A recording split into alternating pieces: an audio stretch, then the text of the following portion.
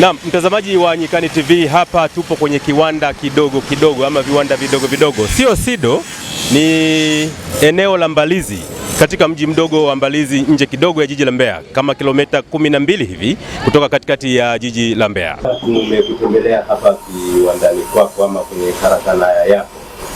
Ya watazamaji wanatamani kufahamu jina lako, hapa ni wapi, unafanya shughuli gani na mambo kadha wa kadha ambayo tunashiriki. Karibu.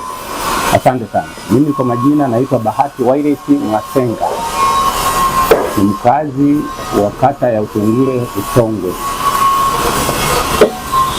Shughuli zetu sisi ni wajasiriamali, tunajihusisha na shughuli za uchomeleaji na uchongaji wa vyuma,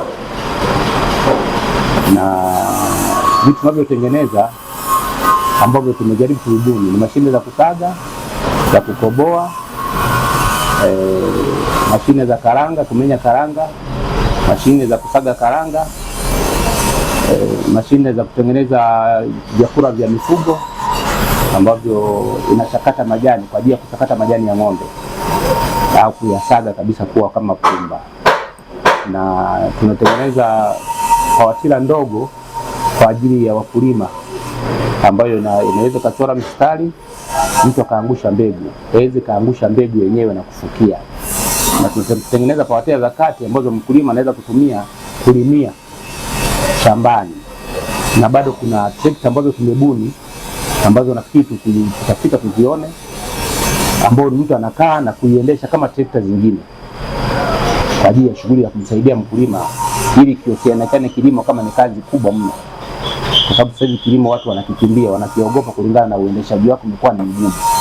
Ndivyo vitu na vingine ambavyo bado hatujavitengeneza, kwa hiyo tunavyo bado hatujavitoa kuanza kutengeneza. Ndio labda ubunifu huu umeuanza lini, na katika maisha yako ni shughuli hizi ambazo umekulia ama ukijiongeza? Kwanza mimi nimefikia darasani, nimesoma chuo kimoja kilikuwa naitwa Tanga Driving School miaka ya nyuma hiyo, lakini baada ya kuendelea kufanya shughuli hizi nikaona, maana mimi mwenyewe ni mkulima, nikaona nifike mahara kuanza kubuni vitu vya kilimo ambavyo vimrahisishie mkulima huyu. Kwa shughuli hii nimekuja tu kuanza kuibuni, sikuwa nayo kipindi cha nyuma. Kipindi cha nyuma nilikuwa nafanya shughuli zingine za mechanics, nilikuwa natengeneza mabodi ya magari.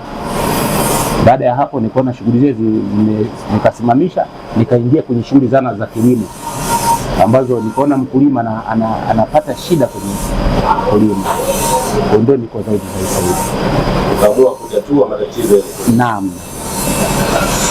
Sasa faida zake jamii kutokana na ubunifu wako ni faida gani ambazo jamii zinapata? Kwa kweli jamii wamenipokea kwa sababu nakuta nikitengeneza, wapo wanaokuja kuuliza, wapo ambao wanakuja kuniunga mkono kwa kuinunua, wapo ambao wanaweza kukodisha kwa ajili ya kwenda kumsaidia kulima shambani. Hizo faida ambazo wakulima wamezipata. Pia hii kwamba unauza pia hata kukodisha. Hata kukodisha. Kama vitu gani? Kutendea kazi gani? Kwa mfano hasa hizi pawatila ndogo za kupandia, watu wamezikodisha kwa ajili ya kupandia, ili msaidie kumrahisishia kupanda shambani, baada ya kuwa na wale ambao wanachimba kwa kutumia jembe, lakini hiyo anaingia nayo shambani, anachora mistari yake, mtu anaangusha mbegu. Kuna mamlaka kadhaa za serikali ambazo zinahusika na masuala ya ubunifu, lakini pia mambo kadha wa kadha ikiwemo SIDO na mamlaka. Labda SIDO wamekutembelea ama wewe unatembelea? Kwenye hilo mtangazaji, kwa kweli tumeondoka na mshauri wangu ambaye anaitwa Mashauri Mbembera. Tuliondoka kwenda SIDO, tukaona nao, wakatuahidi kwamba watakuja, na bado hapo tukampigia manager akasema atakuja kututembelea ili angalie kile tunachokifanya. Kwa hiyo bado hajaja sasa hivi. Kwa hiyo tuliwahi kwenda kwenye ofisi zetu za wilaya, tukajaribu kumuona mwenyekiti wa halmashauri, na alituahidi kwamba atakuja kutembelea, lakini nafikiri labda kulingana pika za pale za hapa na pale hajakuja kutuona. Ndio hao ambao tunajaribu kuwatembelea. Tunajua kwamba kwenye mafanikio pia kuna changamoto kadha wa kadha. Ndio. Labda kuna changamoto zozote ambazo tunazipata hapa? Sisi changamoto zetu hasa ni vitendea kazi. Vitendea kazi tulionavyo ni duni. Kwa hiyo ndicho kinatushinda kwamba tuweze kuplani vitu vingine vya uwezo zaidi kutokana na vitendea kazi hatuna. Hiyo alafu na dhana za kufanyia kazi na material, kwa sababu nafasi yetu tulionayo hatuna uwezo kwamba tupate material ambayo tuende kufanyia kazi ili hata mteja anapofika akakuta kitu kile akakichukua akaenda nacho kwenda kufanyia kazi. Hiyo ndio changamoto ambazo tunazo kwa ujumla. Pamoja na naamini kwamba connection ni kitu muhimu sana pia kwenye shughuli yoyote. Labda kuna mamlaka yoyote ama mtu yeyote ambaye labda umemuomba kuunganisha na wadau wengine? Ndicho nilijaribu kwenda na mshauri wangu kwamba tuende SIDO kama wanaweza kutuwezesha, aidha kama kuna sekta yoyote ambayo inajaribu kuwawezesha wajasiriamali. Ndicho tulichoendea hasa SIDO, kwamba labda wanaweza kutuunganisha kwenye maonyesho kwa mfano ya 88 au 77 na tukapata labda ambao wanaweza kutuwezesha ili tupate vitendea kazi na material ili kuweza kusaidia. Hiyo hongera sana. Asante sana. Wakati naingia hapa nimeona pia baadhi ya vijana. Sawa. Wanafanya shughuli nzuri hapa. Ni wasaidizi wako, ni wanafunzi ama la? Nashukuru kwa mtangazaji. Kwa kweli hapa ninao mafundi na mafundi wachache kulingana na kama nilichosema kwamba huwezi kuwa na mafundi wengi na vijana wengi wa kufundisha kulingana na hatuna nguvu ya kwamba tununue material ili tuweze kufanya kazi kwa wingi na vijana. Nao vijana ambao ni wanafunzi ambao nakuta wengine wamemaliza form 4, wengine wamemaliza darasa la 7, wengine wametoka VETA. Wakishamaliza mafunzo yako kule wanakuja kuongeza ujuzi. Kwa nao wanafunzi na baadhi na baadhi ya mafundi ni hapo. Kwa asilimia kubwa uliona hapo ni wanafunzi ambao na watrain ili wapate baadaye kuweza kujiajiri. Ndio. Labda kwa ufupi, kabla tukienda moja kwa moja kutazama na kuwaonyesha watazamaji kwamba hiki ni nini na hiki ni nini, tunaomba tuitie mshauri wako naye pia tuzungumze. Asante sana. Asante sana ndugu mtangazaji. Mimi kwa jina naitwa Mashauri Elson Bendela. Kama alivyosema mdogo wangu hapa kwamba mimi ni mshauri, lakini nirejee tu kwamba ni mshauri wa miaka mingi sana. Pale nilipogundua kipaji alichonacho huyu bwana, pamoja kwamba amepitia darasani, lakini nilimgundua kwamba ni mtu mbunifu, tena mbunifu wa hali ambayo si ya kawaida. Anashinda ni vitendea kazi kama alivyosema mara ya kwanza. Lakini ushauri wangu unatokana na nini? Nishukuru serikali iliyopo madarakani na iliyokuwepo madarakani mara ya kwanza. Mimi nimesomea shule za ufundi ambayo nasikia sasa hivi zimesharudishwa tayari technical. Nilianza na civil engineering, baadaye nikabadili kuwa masuala ya electrical installation and industry. Sasa ndugu yangu ni mbunifu wa vitu alivyoelekeza hapa, na naamini kwamba ni mbunifu zaidi ya vitu hivi alivyovielekeza kwa hali jinsi ilivyo. Kwa sababu hata mimi ninapoanza kwenye swala ya kuwa mshauri kwake, niliwahi kuchukua baadhi ya ubunifu wake hapa. Niliwahi kuchukua trekta ndogo kwa maana ya pawatira, nikapeleka kwenye mashamba yangu ikafanya vizuri sana. Niliwahi kuchukua hiyo mashine anayoisema, moja wapo iko nje hapo, kadogo tu kwa kazi za kuchora shambani, nikaitumia. Ilinipa hamasa sana kwamba huyu mtu anahitaji supporta kubwa sana kwa kweli. Na kweli tumehangaika kama nilivyosema kwenda SIDO, lakini mpaka ninavyoongea na wewe kuna barua mezani tayari ya mwenyekiti wetu wa Chama cha Mapinduzi mkoa wa Mbeya. Tumuomba tutembelee hapa aone hali halisi ndugu zake wa mkoa huu jinsi tunavyotimiza sera ya viwanda kwa Tanzania yetu hii. Lakini naamini tu kwamba kwa kuwa serikali ni sikivu, hebu tunaomba tusaidiwe kuhusu karakana hii, nikiamini kabisa kwamba mbunifu huyu uwezo wake ni mkubwa zaidi kichwani wa kubuni kitu zaidi ya zana ambazo ni duni alizonazo ambazo haziendani na wakati. Kama ulivyoona ndugu mtangazaji, mashine iko moja tu hapo, lakini vitu navyo vitengeneza ni vikubwa zaidi ya mashine. Lakini ameweza kutoa ajira kwa vijana wengi, tena kwa rika tofauti. Ameweza kutoa vijana kwa walemavu, ametoa vijana tena wengine wakina mama, kwa mabinti zetu, ametoa vijana kwa yatima wapo hapa nje, lakini wengine wamepunguzwa kwa sababu ya utendaji wa vyombo ni vichache sana ambavyo haviwezi kukidhi mahitaji. Lakini anaweza kutoa ajira hata zaidi ya watu 50 kama ulivyoona palivyo biza hapa. Lakini shida nyingine, wanaweza kuwa wakafanya hivyo, soko la uhakika hatuna. Tunaomba kushika mkono, tunasikia usiji kuna kosteki, usiji kuna kitu gani, lakini yote uwezo wetu ni mdogo sana kuweza kuyatambua hayo, na ndio maana tunaomba serikali tusaidie. Mimi nilikuwa kama mshauri wake, ni pale anapotengeneza kile kifaa kwamba bwana, mahitaji ya huku nje yanatakiwa ni haya, lakini ananiambia kaka, ni kweli unasema mahitaji ni haya, uwezo wa kutengeneza hiki kitu upo, lakini mashine sina. Uwezo wa kubuni kitu fulani upo, sasa kuna kama mashine kadogo sana kwa ajili ya kupandia. Sasa hivi tayari ana fulani hiyo inapanda ile mashine yenyewe kila kitu, mkulima wake ni kusogeza tu. Anabuni sasa hivi kutengeneza gari. Ndugu mtangazaji, trekta imebuniwa, ipo nje hapo na imesha kwenda shambani, imelima ya mbunifu huyu. Hiyo ndio kitu ambacho tunaiomba serikali tusaidie, au wadau wa maendeleo, kwenda kutusogeza mbele zaidi kuhusu karakana hii. Tuko tayari vyovyote vile ambavyo tunaweza, ili kutimiza Tanzania ya viwanda ikamilike, na maendeleo yanatokana na sisi ambao tuko chini hapa, ili tuibue Tanzania ile kamili. Tuaminike kwamba tunatengeneza vitu vya uhakika, lakini tunaomba sana finishing yetu hiyo ni serikali kutushika mkono. Asante sana.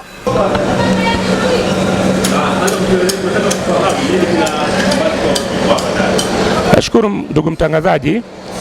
Hii ni ofisi ambayo tunajishughulisha na shughuli za uchongaji na uchomeleaji. Kwa ndani hapa tuliopo ndio ndani ya kiwanda, ndio kiwandani ambapo tuna mashine ya kwanza hii kwa ajili ya utoboaji vyuma. Hii kwa ajili ya utoboaji wa vyuma ambayo inafanya kazi ya kutoboa, lakini bado zimeshachoka kwa sababu tuliokota tu kwenye skrepa humo. Na hii nayo hapa ni mashine ya kutoboa ambayo tumefanya ni ya kuitengeneza, ya kumodi kwa Kiswahili kingine, ya kutobolea vyuma, nayo inatusaidia kwa ajili ya kutobolea. Hii hapa kwa ajili ya kunolea biti au visu vinavyotumika kwenye resi mashine.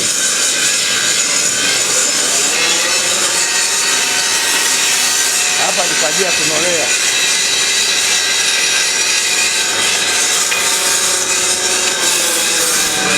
Na hii hapa ndugu mtangazaji, ndio mashine mama ambayo ndio inatusaidia kiwandani hapa kwa ajili ya kufanya modification ya vitu vya aina yoyote. Tukihitaji kuchonga, kutoboa, kuchonga spare za aina tofauti tofauti, ndio inayotusaidia. Lakini bado tuliokota tunaendelea kuitengeneza, nayo sio nzima. Yaani tunaendelea kila siku kuitengeneza ili angalau iendelee kusaidia. Kwa hiyo haina uhai ambao kama ni hai. Kila siku tunaendelea inatusukuma tu. Na hizi hapa ni mashine kwa ajili ya uchomeleaji. Kwa ajili ya kuchomelea. Kuchomelea aina ya vyuma mbalimbali. Hizi hapa. Na hii hapa ni resi mashine, lakini haina uzima. Ndio tunaendelea kutengeneza ili labda iweze kutusaidia. Kwa ndicho hata hivyo tulikuwa tunaomba kwamba labda kama serikali inaweza kutusaidia tukapata vitendea kazi vizuri, ili kwa ajili ya kuwawezesha na vijana hao tunaowafundisha wapate kufahamu kazi hizo nzuri zaidi.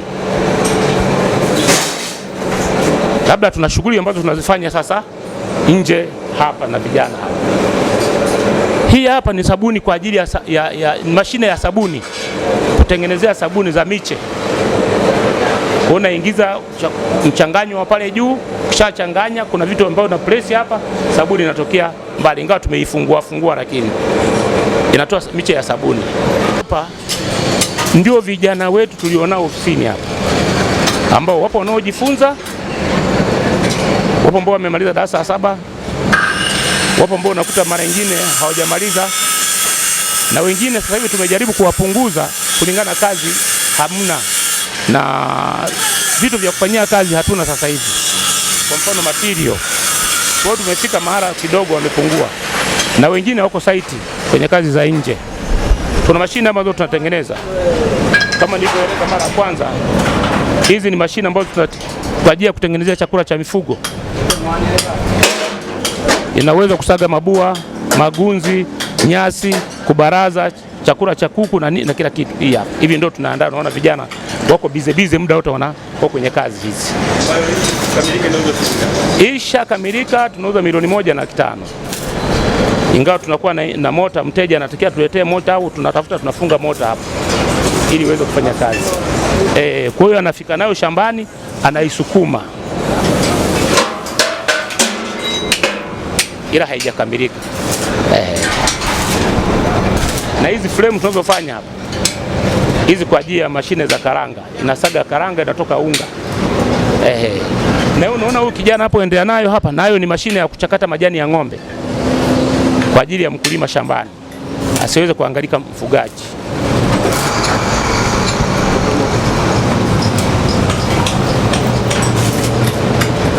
Hii hapa ni mashine ya karanga. Kazi yake mashine karanga hii ni kumenya karanga, inatoa maganda peke yake, karanga zinatoka peke yake, maroro yanatoka peke yake, tayari kwa matumizi ya mtumiaji, na kwa imeshakamilika hivi.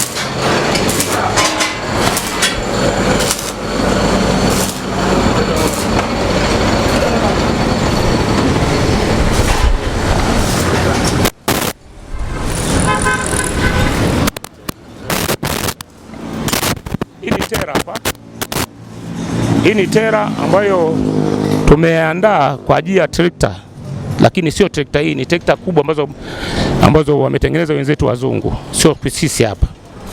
Kwa ni oda ya mtu. Hizi ni benchi ambazo tunatumia kwa ajili ya wapasuaji ambao msituni, kupasua magogo makubwa kabisa yaliyo kama mimi. Naingiza hapa na pasua, ila hapa haijafungwa engine. Kwa ajili ya vijijini huko. Hizi hapa ni mashine ya kusaga. Hii ndio trekta ndogo power tiller. Ingawa sasa hivi tumetoa injini yake kwa sababu ya mvua, hatuna nafasi ya kuweza kutunza. Tumetoa injini, ziko ndani. Nafikiri kwenye video utaziona utendaji wa kazi. Na hii hapa kimesema ni mashine iliyo tayari kwa ajili ya kubaraza na kuchakata majani ya ng'ombe ya mifugo shambani. Kwa hiyo inarahisisha kubaraza na kuchakata. Hiyo hapo ni mashine ya kupiga mpunga. Mtu anakata mpunga na uingiza hapo, inatoa mpunga kabisa, inatoa peke yake. Kwa anapata mpunga uliopiwa kabisa, usiokuwa na takataka. Ndugu mtangazaji, tulichokuwa naongea ndani pale ndio mashine hii sasa, ambayo mtu anaingia nayo shambani. Ni pawatia ndogo kabisa ukitoka zile zingine tulizotoka awali. Hii ni ndogo kwa ajili ya mkulima kumsaidia, anaweza kuingia katikati ya shamba kama amepanda maharage, anachora mistari yake mle. Akishachora mistari, mtu anaangusha mbegu, anafukia. Lakini wakati huu inaungurumi, inatembea, hasukumi kama hivi anavyosukuma mshauri hapa. Inawashwa kabisa hapa, ingawa sasa hivi kidogo mafuta hamna.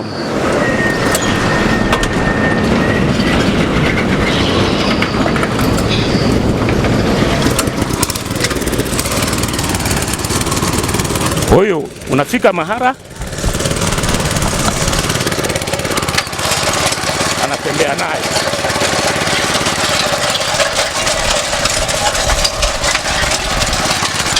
Unaona? Kwa hiyo mkulima anaingia nayo shambani, naendelea kuweza kumtolea mistari yake, akifika shamba anasimamisha, anaendelea na mazungumzo yake.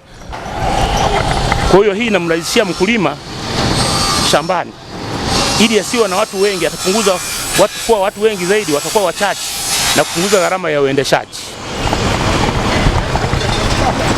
Sasa hii hapa ndo tumefika. Hii ni trekta. Ni trekta ambayo tumeanza toka chese 60 mpaka imefika hapa.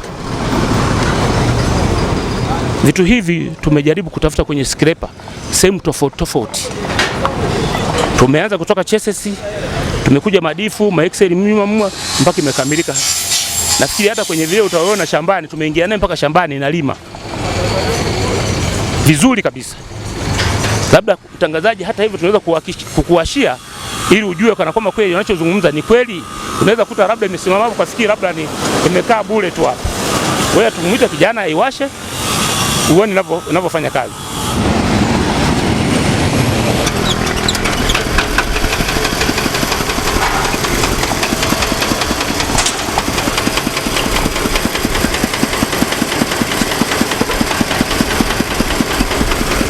Ndugu mtangazaji, nafikiri uliona kama imesimama kama haifanye kazi. Hapo kijana anaendesha kwa maandalizi kama anahitaji kwenda shambani sasa. Na hapo jembe limeshainikwa juu, anafika shambani, anashusha jembe lake, anaendelea kulima. Na si kwamba tumeagiza kutoka nje, imetengenezwa kiwandani hapa hapa na sisi wenyewe unaotuona hapa. Kwa hiyo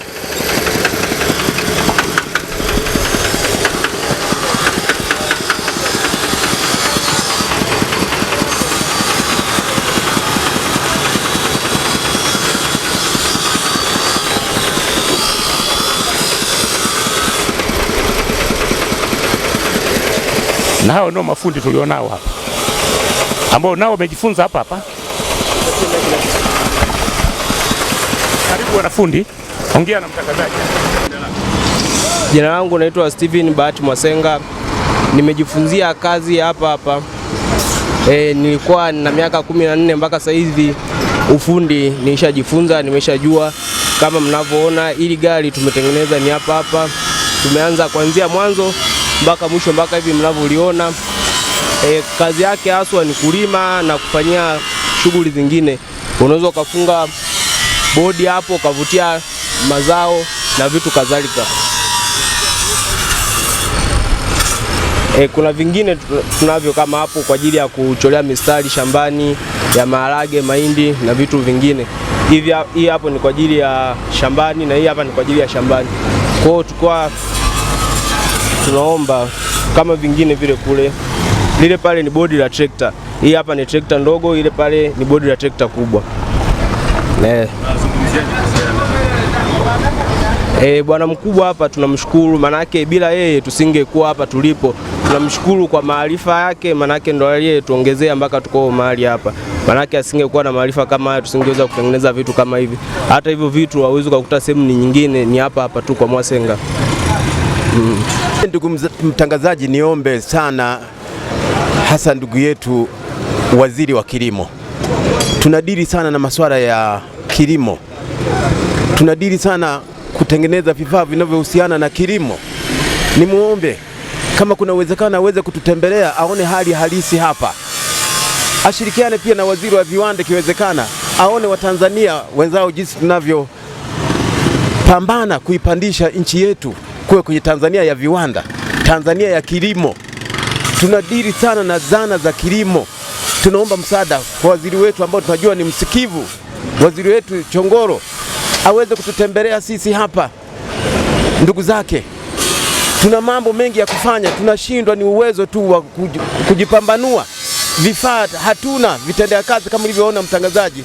Mashine ipo moja tu tuseme, ambayo nayo uzima wake haupo sana na ni ya miaka mingi, hatuendani na wakati. Tunaomba msaada huo, waziri wa kilimo popote alipo akitusikia aweze kututembelea ili aone hali halisi kwamba kuna Watanzania ambao tuna uwezo mkubwa sana wa kubuni vitu zaidi ya nje huko. Tuko tayari kupata mafunzo ya kila aina Ndio kama nilivyosema mtangazaji kwamba tunabuni kutengeneza bali ya trekta hii ndogo, trekta kubwa zaidi ya hapa kubuni uwezekano upo, hata kubuni gari uwezekano upo, lakini vitendea kazi tunavyo vichache, lakini tuna uwezo wa kutoa ajira kwa vijana ambao wanahangaika mabarabarani wa kila aina. Lakini kupitia karakana hii tuna uwezo kuajiri vijana hata zaidi ya 50. Kiwe kama ni chuo fulani tuko tayari kuanzisha kama chuo kwa uwezo na kipao cha Mwenyezi Mungu alichotupatia.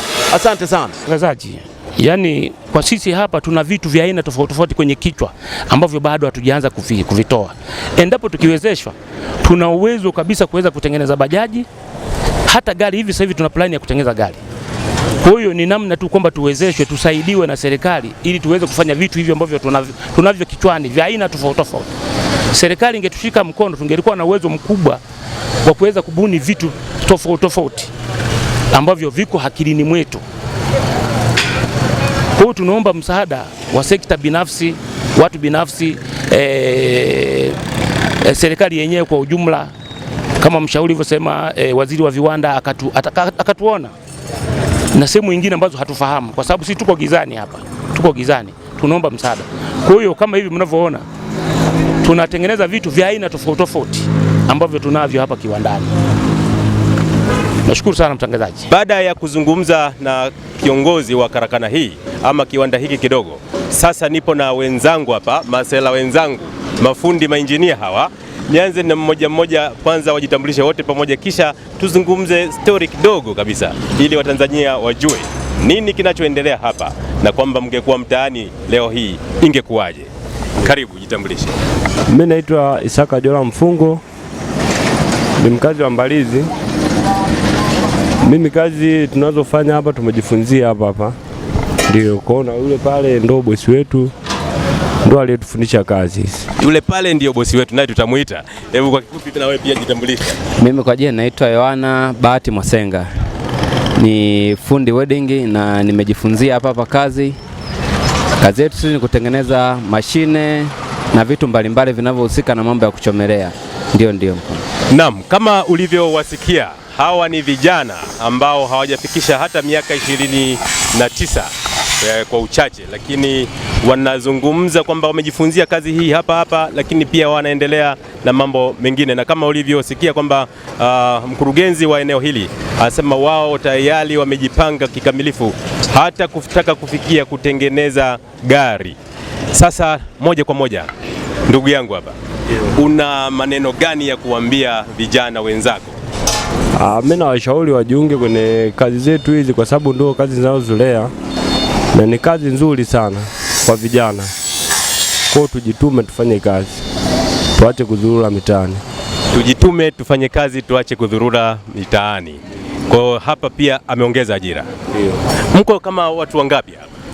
Hapa tunaweza tukawa kama watu 12, tunaweza tukawa watu 12. Vijana walika miaka mingapi mpaka mingapi? Kuanzia miaka 26 kushuka chini mpaka miaka kama 10 na kitu hivi. Ndio. Vitu vyovyote ambavyo labda mnavihitaji kuongezewa katika karakana yenu? Tulikuwa tuna uhitaji wa vitu vingi, kwa mfano vitendea kazi. Kwa mfano tukipata mashine za kufanyia kazi, kwa mfano welding mashine, blender na hata resi mashine kwa ajili ya kuchongea vitu. Na vitu vidogo vidogo, na nje tulikuwa tunahitaji msaada kama huo ili tuendeleze ubunifu zaidi. Kwa sababu tunapopata vitu vitendea kazi na hata ubunifu tunazidi kubuni zaidi. Ndio kama hicho hapo. Mtazamaji, unaifahamu resi mashine? Wanaifahamu mainjinia vijana hawa. Naam, na wewe labda unazungumza nini kuhusiana na ajira kwa vijana na katika kazi hizi zenu za kujituma kwa hapa na pale? Yani kwa mimi hapa cha kuongea ni kwamba vijana tu wajitume tufanye kazi. Msimamo wako ni ule ule. Vijana tujitume tufanye kazi, ndio. Mambo yaende. Asante sana. Na leo tumeshitukiza tu kufika kwenye eneo hili baada ya kupita katika barabara kuu ya Tanzam kutoka Mbeya kwenda Zambia, tukaona karakana hapa. Hivyo tukaona kwamba ni vema tukatishe tusikie nini kinachoendelea. Lakini kuna siku maalum nami nitakuja nikiwa nimevaa overall. angalau nami nishike mashine. Karibu. Asante sana na kila laheri. Asanteni sana, nashukuru. Asante mtazamaji, kama ulivyotazama, hii ni Nyikani TV na kuomba uendelee kuwa pamoja nasi, lakini viongozi wale ambao wameombwa kufika katika karakana hii, kwa sababu serikali ni pana, serikali ina mikono mirefu, wanaweza pia ikiwapendeza kufika kwenye karakana hii ili kujionea mambo ambayo yanaendelea kufanyika katika eneo hili. Lakini kama tulivyosikia kwamba mkurugenzi anasema kwamba wako tayari pia, licha ya gari tu, lakini hata kutengeneza bajaji pia wako tayari endapo watashikwa mkono, ili kupunguza ajira kwa vijana ama kuongeza ajira kwa vijana katika nchi yetu ya Tanzania. Langu jina ni Gordon Kalurunga. Hebu endelea kukaa nasi sote katika yote ambayo tunakuletea hapa Nyikani TV.